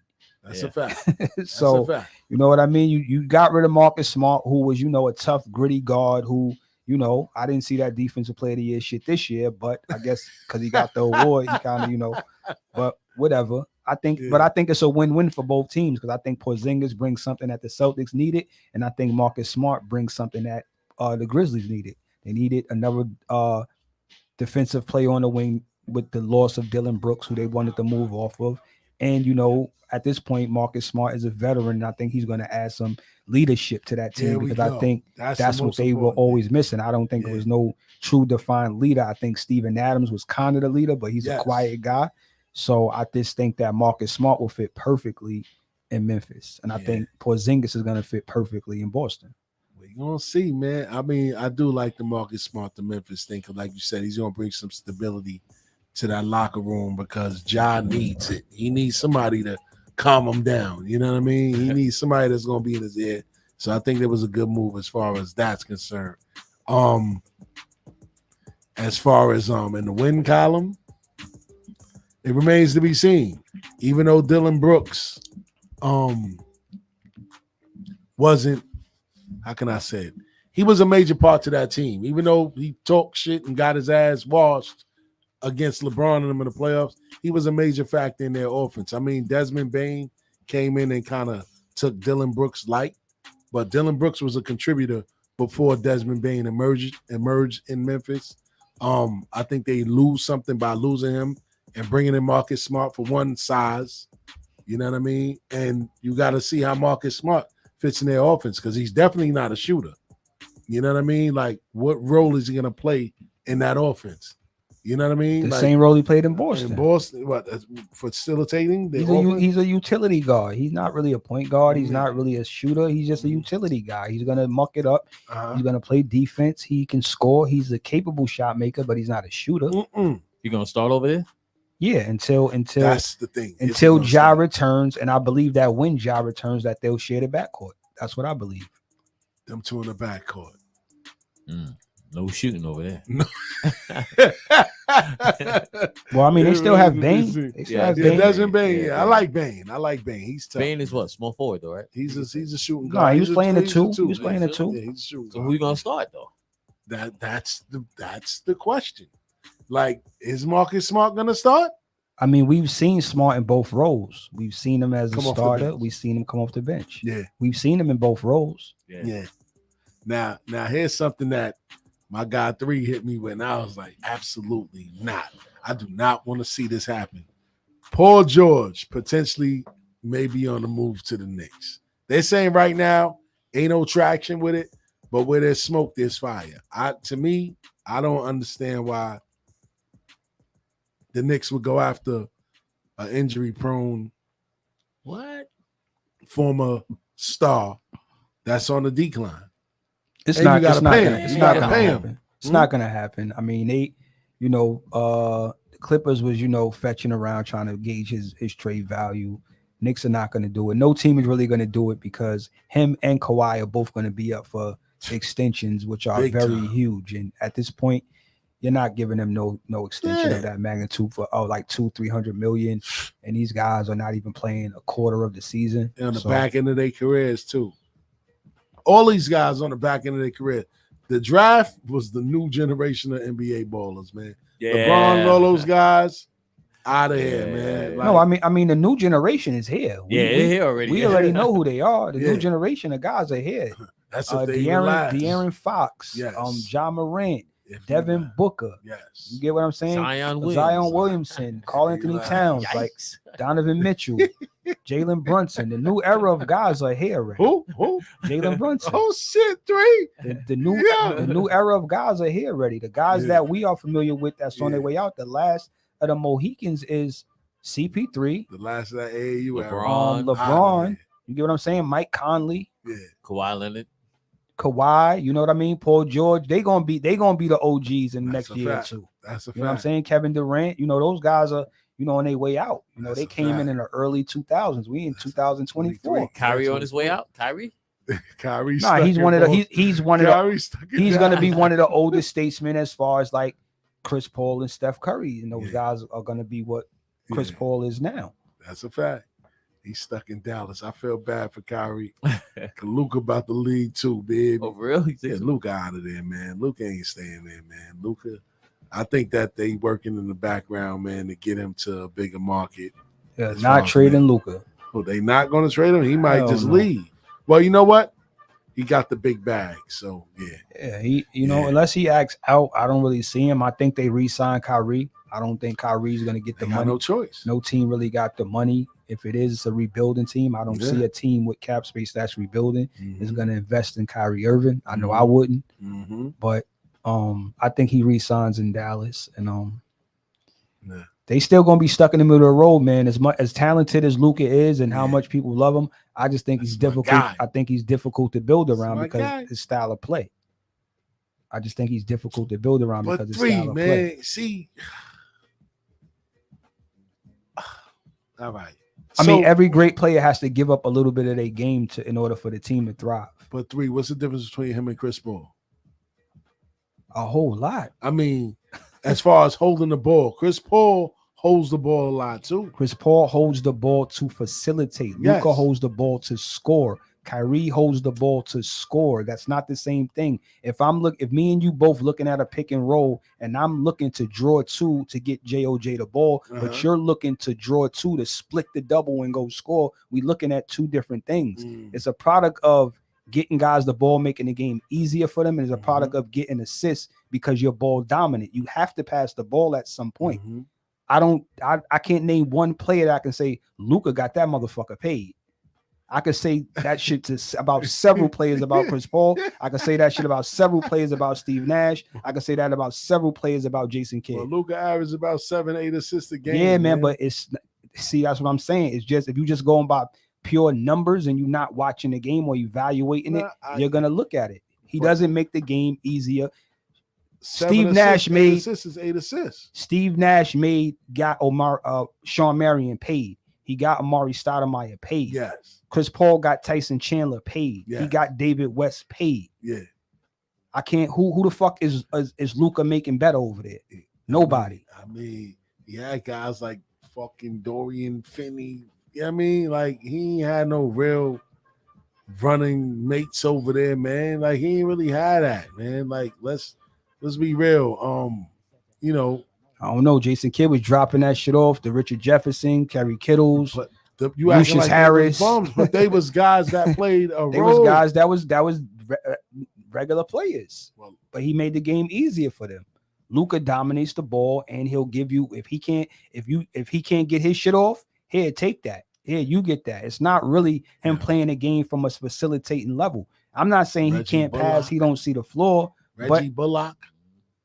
Bro, I mean, this ain't North Carolina. Reggie Bullock. Now we're gonna blame what he's playing with. But you just named Richard Jefferson, Lucius Harris, Kenyon Martin. Like, these are guys that Jason Kidd had that played specific roles that. Yeah, but so Brian Russell, fucking Cliff Morris. Like, John Stockton was getting those guys easy shots. Like, what are we saying? But he also had the mailman. Exactly. That's my thing. If we put Luka with another player on his level or better than him, will he sacrifice some of his game to make the team better? Yeah. I don't think Luka is really a point guard. I just think he's a big wing that can handle the ball. Yeah, they just think everybody that can handle the ball and pass, they want to automatically say you're a point guard. Luka is really what LeBron is. Like, he's like a small forward. Yeah, he's a 3. But he's playing the point. But can I put him with a point guard? I think you can. And I think that's why him and Jalen Brunson thrive together. Because he could play off the ball some. That's why he want to get back. That's why. It's hard to play off the ball if you're not really a athlete or a shooter with Kyrie, because Kyrie is really in his truest essence an isolation player. Yeah. And if a nigga ISO, all you got to do is wait when somebody ISO. That's a fact. You got to wait till they get in their bag, either score or make a play. That's a fact. That's a whole fact, man. So the Zion saga, man. Adam Silver had to step in. Adam Silver stepped in. That's not true. And what you mean? That's not true. They had her. Shit is not they true. had her canceled, baby. You know, Adam Silver was like, "Yo, Zach, no, he called what's the Elon? We gotta silence that bitch. We gotta silence. No, I mean they do that to anybody. She was wilding. Yes, like you can't. Once she started talking, I got sex tapes. Yeah, you can't. You can't repeatedly spam on Twitter, and that's what she started to do. And she was wilding because if that was a man doing that to a woman, motherfucker would have been in jail the next day.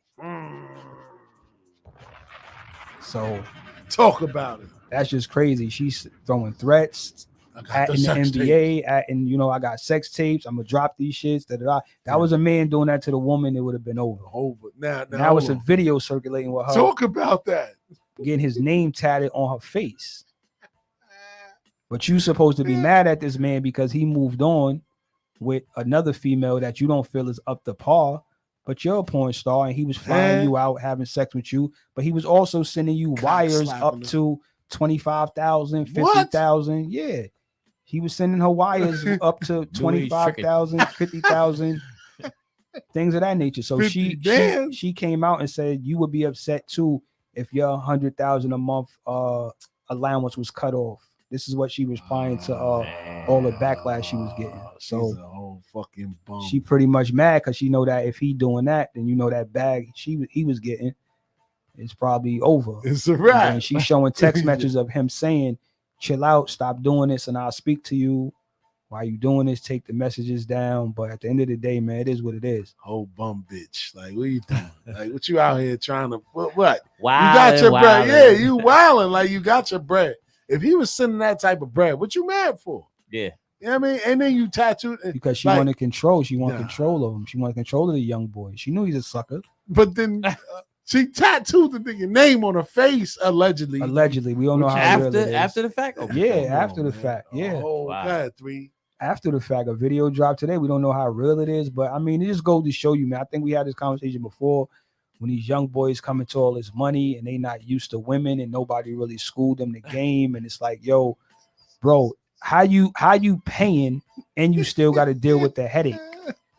Niggas pay to make the headache, not have a headache. Fact. So how you still? So how you not schooled that if you paying the pay is so you don't give me no fucking headaches. You paying and still getting the headaches. Well, her tweaking. And shout out to Zah. He said her tapes are whack. We know he was out there watching fucking Creep. You gotta understand, them little niggas, they don't know that. They sitting there watching that from their college dorm, spanking a monkey, and now the women is accessible. You imagine you can just go right at your favorite adult entertainer, like, yo, what up? And then she allegedly outed messages of her and Pop Smoke. Word? Yeah. Recently. Nah, man.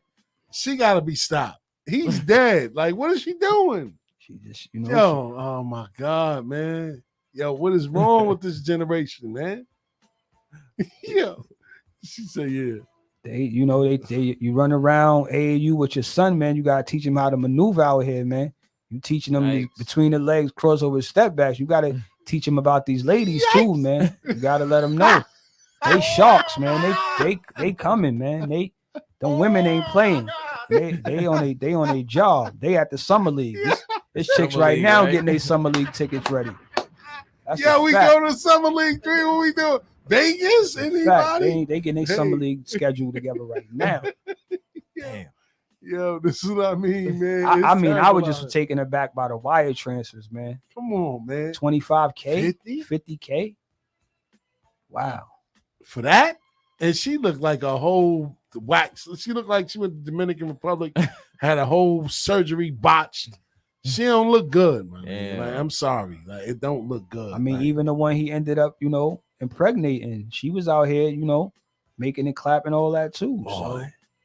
And the one that he should have got with was the one that was like, I'm glad I'm not with you. That's the one you should have got. It's safe to say he ain't see none of that shit at Duke. He ain't see none of that shit he's seeing now at Duke. And Duke, you gotta have a certain grade point average to get in or scholarship. That's what happened. He left Duke. He just wilded out. And said, to control myself. Yeah, facts. That nigga was out of control, man. So 3, let's talk about this draft, man. What's your thoughts on this draft, man? Like, I mean, after the first 5 picks, everybody else to me was like, okay, who's this? You know what I mean? And my Knicks ain't have a pick. But they ended up getting Jacob Toppin. Shout out to the Toppin family. You know what I'm saying? They got 2 ballers in New York playing for the home team, man. Shout out to those guys. You know what I mean? But outside of the first 5 picks, like I said, 3, what did you see last night in yesterday's draft?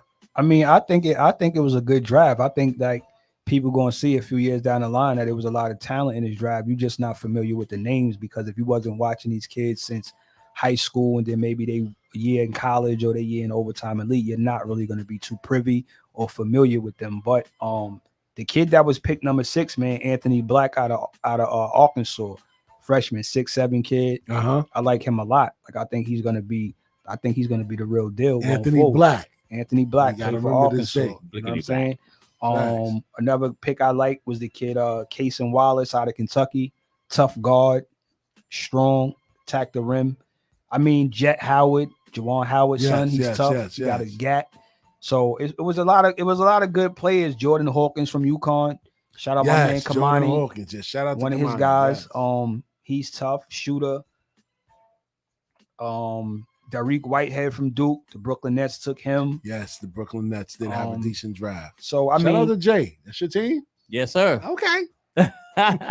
It was a lot of talent in this draft, man. Just that the kids that were taken early and middle of the pack and late, people are just not familiar with the names because like these are kids coming a year or two removed from high school where they were high school All-Americans and probably played a year or two of college ball, or they went an alternate route, which was the G League or Overtime Elite. So people don't really know their names, but I'm telling you, this was a good draft. They're gonna look back at this draft and say that because I think a lot of these kids are gonna pan out.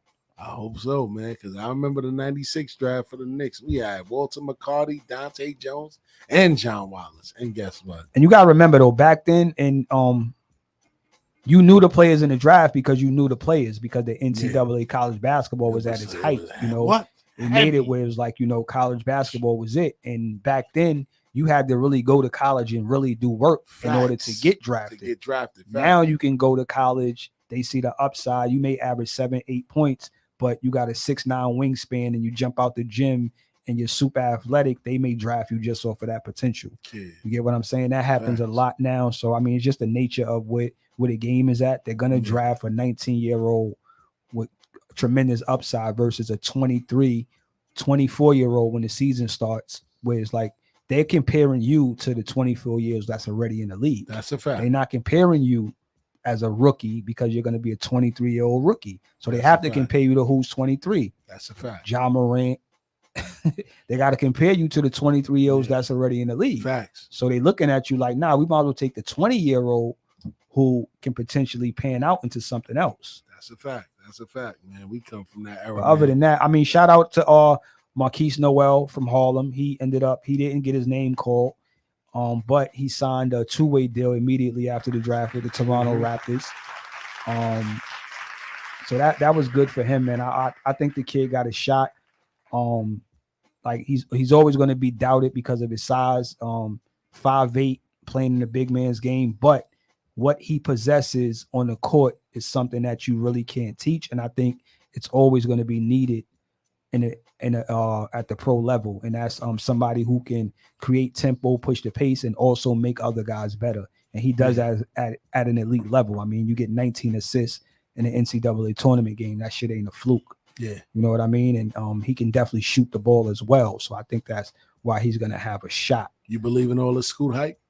No, Scoot is the real deal. Scoot is the real deal. He has to develop a jumper, but he's the real deal. I mean, that's what the league is. 6'3", 6'4" combo guards who's super athletic, get to the rim. A lot of people say Westbrook. I see some. That's all I can hear. I see some De'Aaron Fox mixed with a little bit of Westbrook because he's compact, but I also see some Derrick Rose because his stature and the way he gets off the floor. So I see a little bit of those guys in him. He needs to develop a jumper though. But Fox had to develop a jumper, and look where he's at now. He's a problem. He's an all-star now. Whole problem. So for real. Yeah, I'm definitely interested to see how it plays out. Now you got me interested in the summer league, going to Vegas to check that out. You know what I mean? I'm mad my team didn't have all the draft picks we got. We have not one first-round pick this year because Dallas tanked this year on purpose. And then they took the draft. And they had the nerve to take the draft pick and trade it for Bertans. They traded the draft pick for Bertans, a specialty guy, 3-point shooter. I don't know, man. These guys, man, it's crazy. Everybody just hate on the Knicks, man. You know what I mean? But y'all would have took the wrong guy anyway. We would have took the wrong guy. I took the wrong guy anyway. I would have drafted JOJ or me. More likely me. took the wrong guy anyway, man. Yeah, I hate this life, man. Word up, man. They just don't give my team no credit, man. For real, man. But it's gonna be interesting to see this season, man. I'm definitely I'm putting all my money on Denver. I don't care. I don't care what nobody do. It's still some more moves that need to be made. I do think that Paul George may be on the move. They just trying to find the right person or the right team to take him. I bet you right now Denver don't repeat. You know, Denver won't repeat? I bet that right now. Uh-oh. Here we go, man. You always do this. I don't think we're gonna have a repeat champion for a long time. Nah, I doubt that. I think Denver's the next. The reason I don't think that is because the way this new CBA is, it's not like a lot of people ain't privy to it yet. That's why Denver's in a great position. Nah, not really. Why? Not really. First of all, their players. They could potentially lose Bruce Brown this summer. Lose Bruce Brown this summer. Potentially. Yeah. He ain't going nowhere. He want to chip with these guys. What the fuck that mean? Okay, now I got my ring. I can go get 12 or 15 million a year. Why I'm gonna take this 7? Because he fits in Denver. I think he's gonna take that cut. Okay. I think. We'll see. But what I'm saying is they could potentially lose Bruce Brown. They could potentially lose Porter or Aaron Gordon. I think they'll let Porter. And they only go 7 deep anyway. They only go 7 deep anyway. They don't. I'm making this up. They only play 7, 8 guys. They play Pope. They play. You already know they starters. Now just think who they play off the bench.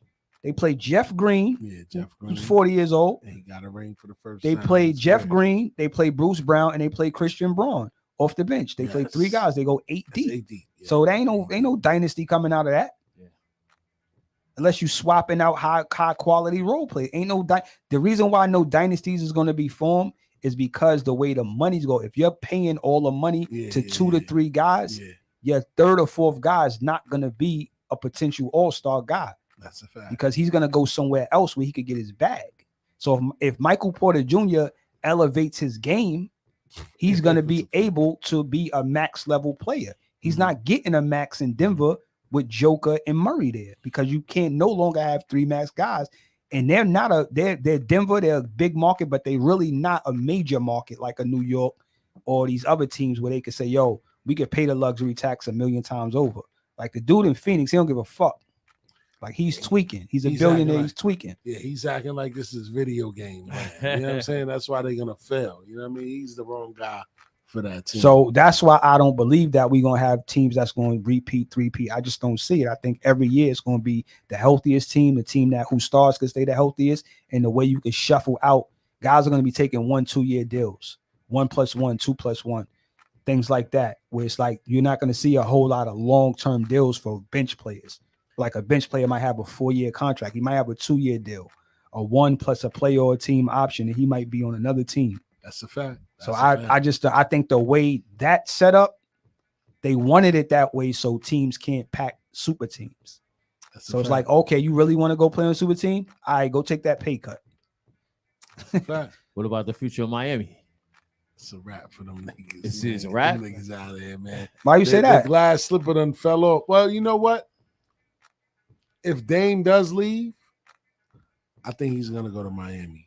Listen, I think if you have 2 all-stars, a good coach, and you could get a good support, and you just want your team to be live. You know what I mean? And live is just having a real shot. You know what I'm saying? So we can sit here and say, oh, nah, this team ain't that good. This team, and you just never know because you have to play the games. They're gonna get Dame. You want your teams to be live. It's set up for them to get Dame, man. Like I think a team like Minnesota is going to be live because I think Anthony Edwards is going to take that next step. I think they need to get off of Cat and bring somebody else in there as the second star. We'll take Cat. I think they need to get off of Cat and bring somebody else in there to be that second star. They ain't taking Randall. Sorry. You know what I mean? They might take Randall though. You know what I'm saying? Randall. They're going to take. I think Randall probably has some value. I think that they'll take it. The Lakers need to move AD while he still has a little bit of value because if you move him and bring somebody else in, while he still has a little bit of value left, you could preserve these last 2.5 years of LeBron. Because I think LeBron only has maybe 2-3 years max left. 3? Yeah. 2. Yeah. I think he could do 3. Impossible. Two in the five. That's why Spades. I said 2, 3 max. The only reason I said 3 max, is because if he can go into a situation where he doesn't have to be the 1 or 2 guy, yeah, he could play. So if you're telling me that if LeBron James was put in a situation where he could like play in Boston, Miami, or New York, and he's not the main guy, he's the third guy, but he's still LeBron James, I would take him. Yeah, he can still be serviceable. Yeah, I would take off him the in bench. New York. LeBron off the bench. You know what I mean? He's never coming up the Shaq bench. Shaq in Miami wasn't Shaq, Lakers Shaq. No, he wasn't. You know what I'm saying? Phoenix, Dwayne Wade was the guy, but Right. Shaq was still, you know. So Rode I the think if wave. LeBron could ride that on the way out, the same way Kareem did. Kareem wasn't still the guy, That's a but he was fact. still Kareem. Magic was the guy, That's a fact. but Kareem took them fucking chips. That's a fact. Thank you. Oh, yeah. Word up, man. You know what I mean? So you telling me a situation where Luka dangled free and they say, "Oh, Luka want to leave," and they put Luka to the Lakers, and LeBron was still there, and they moved AD over there. At this point, Luka's better than LeBron. It's a fact. That's a whole fact. And you know, Kyrie would be smart to stay in Dallas, but I don't know if that's going to actually work, man. After me and Three had this conversation last year, it don't look like it's going to work. You know what I mean? But Nah, I don't see that working. I think you have to put Luka with a sniper as a shooter or a big. need a big. Need a big. Need a big for sure. Word up. Man, so we got about 12 minutes left in the show, man. We're going to take it to the hip-hop shot clock, man. I got about 15 questions, man. I know y'all got y'all thinking caps on, man. You know what I mean? So, it's a lot of questions, yeah, bro. I mean, 15 questions ain't a lot, man. I'm gonna start it off like this, man. This is a layup. This is an easy one right here. Name 5 songs off of Illmatic. I'm gonna let JOJ have that. That's too easy. That's too easy for you? I don't even want it. Life's a snitch. Life's a bitch. 1. It ain't hard to tell. 2. One love. 1 Love. 3. Damn. New York State of Mind. 4. And halftime. All right, Jay, you got it. All right, Jay, Yes, you got it. You got it, Jay. Where's the mother, man? All right, so that was a layup. Who was the first artist to get a solo deal from Wu-Tang? Method Man. Fire today, man. What year did Akai release its first beat machine? Damn, son. In the 90s? Close. 91. Shout out to 3. Man. That was a Hail Mary right there. 91. 91. And it was the Akai MPC 60. Word up. Jay-Z collaborated with Rel on this Streets is Watching soundtrack song. What was the name of the song? Love for Free. Shout out to 3. Boy, that boy, he sharp. Little Brother was the former group of this well-known super producer. Knife Wonder. I didn't think you would know that one, baby. I thought I'd have had you on that I one. ain't know Yeah, that. all right. Shout out to Jay. You ain't know that? Oh my God. What was the name of the Lox sophomore album? We Are the Streets. Damn. Pass 3. Kid. Look, he out here smoking you, Jay. I'm ready now. I'm ready. All right. I'll let him catch up. No, he's down already. How many total songs are on Illmatic? 10. He answered that like you know that for the back of his head. CMW is short for the rap group named Cash Money. CMW. CMW. CMW. Finish the question. I just finished it. CMW is short for this rap group. CMW. Cash Money Women. Nah.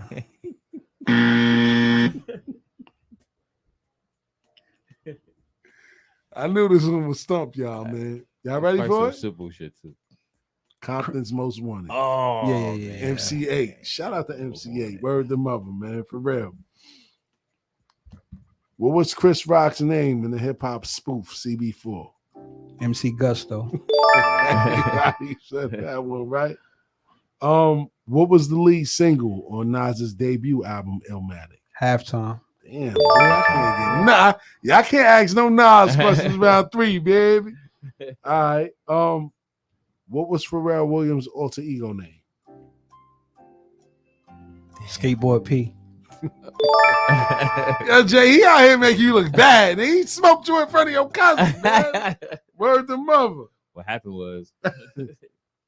What was Dennis Rodman's signature sneaker called? Why you keep asking us this dumb shit?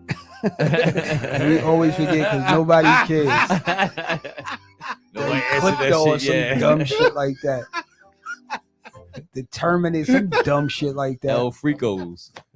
Just tell us the name of it, man. Nobody remember that shit. Darwin's kid. I had a pair of those. You had a pair of those too, nigga. You had them. All right. D Nice came into the game as an original member of what? BDP. Damn, boy, I can't get nothing past y'all, man. Besides being a DJ, Clark Kent is also known as a huge connoisseur of what? Sneakers. Shout out to Jay. Jay said I'm gonna get one in, baby. And that's all I got for y'all right now, man. Y'all ran through those questions quick, man. Word up, man. Shout out to everybody that checked in. Shout out to Jess. I see you. She said 1983, Love for Free, and the Sneakerhead. Shout out to Jess. She always out here getting these questions, man, right, man. But shout out to everybody that was on the check-in today. I beat Jess today. Yeah.